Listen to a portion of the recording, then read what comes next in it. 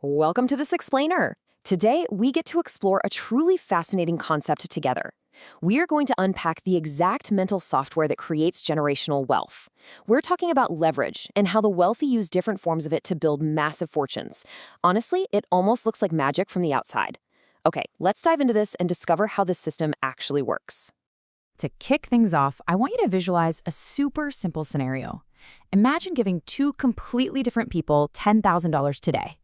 Now imagine we hit fast forward and check back in on them in exactly 5 years. What do you think you'd find? Seriously, take a second and guess.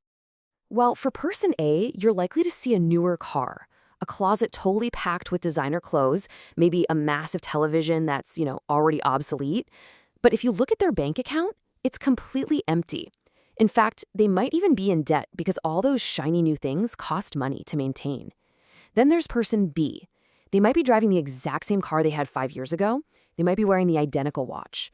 But that $10,000, it's turned into $20,000 or $50,000, or it's become a cash-flowing asset paying them every single month. This brilliantly illustrates the divide between two completely different financial operating systems. It's the immediate gratification of the middle class versus the millionaire's patience. So here's our roadmap for today's explainer. We're going to decode this millionaire operating system piece by piece. We'll cover 1. The two operating systems. 2. Leveraging capital through assets. 3. Leveraging time for exponential income. 4. Leveraging money and people. And finally, 5. Leveraging failure as data. All right, let's jump straight into section 1, the two operating systems, or what we like to call the Great Divide. Because lasting wealth isn't about luck or starting capital, it's absolutely about adopting a new mental framework. Think about it. Most of us grow up observing a very specific, traditional path, right?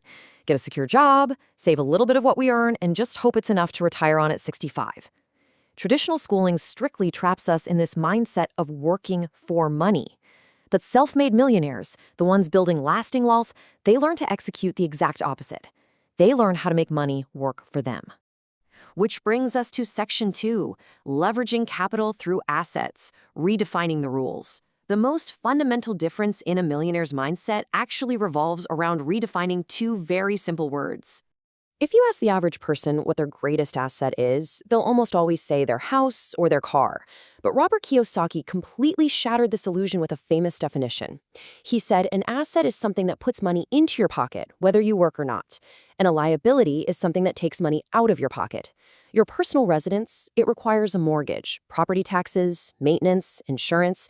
It literally pulls cash out of your pocket every single month. And that luxury car, it loses 20% of its value the second you drive it off the lot. To a bank or to a millionaire, those aren't assets. Those are liabilities. So, the crucial point is that the middle-class mindset buys liabilities that make them look rich to their neighbors today. But millionaires, they are obsessively focused on acquiring true assets, cash-flowing real estate, dividend stocks, digital properties. They quietly buy things that make them rich in the background. The wealthy purposefully delay gratification until their assets can completely pay for their luxury liabilities. When they want a new car, they don't use their salary. They buy an asset, and the asset buys the car. Let's move to section 3, leveraging time for exponential income, building the machine. Because time is the ultimate non-renewable currency, and trading it for a flat fee is just a losing mathematical game. You see, most people are trapped in this exhausting cycle of linear income, trading hours for dollars. You are the engine, and when you sleep, the engine stops, period. Millionaires instead focus on exponential income. They build a financial machine.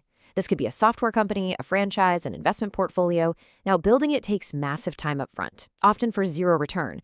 But once it's built, it runs entirely independently. They decouple their time from their income, giving them scalable freedom. Here's the catch. Building these exponential systems requires a massive mental shift from a fear-based scarcity mindset to an abundance mindset. The middle class tends to view the economy like a fixed pie. If someone gets a large slice, there's less for me. That creates hyper-competition and fear. Millionaires, they don't believe the pie is fixed at all. They believe they can just bake more pies. They know wealth is created through value. By solving problems for the market at scale, they are creating new wealth. Okay, section 4, leveraging money and people, the secret engine. Think about a physical lever for a second. It allows you to move massive objects with very little applied force, right? Well, finance works the same way. Let me introduce you to two critical acronyms, OPM, other people's money, and OPT, other people's time. Using outside capital and delegation to generate massive returns. The average person is absolutely terrified of all debt. But the wealthy know there's a difference between consumer debt, which makes you poorer, and productive debt, which is actually a foundational tool to make you wealthier. Now, what's really interesting about this slide is how it breaks down exactly how a bank's money builds your personal wealth. Instead of trying to save up for 20 years to buy a $1 million commercial property in cash, a wealthy investor puts down $200,000. They leverage the bank's money, other people's money, for the remaining $800,000. The tenant's cash flow pays the bank loan and covers all the expenses. The asset literally pays for itself, yet the investor reaps 100% of the appreciation on that total $1 million value. No way you can do that just by saving. And the exact same concept applies to your time. We all have a finite limit of 24 hours in a single day. If you want to build an empire, it is mathematically impossible to do every single task yourself. You have to buy back your time by hiring experts and delegating. You trade a fraction of your capital for other people's time, which frees you up to focus strictly on high-leverage, revenue-generating decisions. It's the only way to truly scale. Which brings us to our final section, Section 5, Leveraging Failure as Data, the Science of Wealth.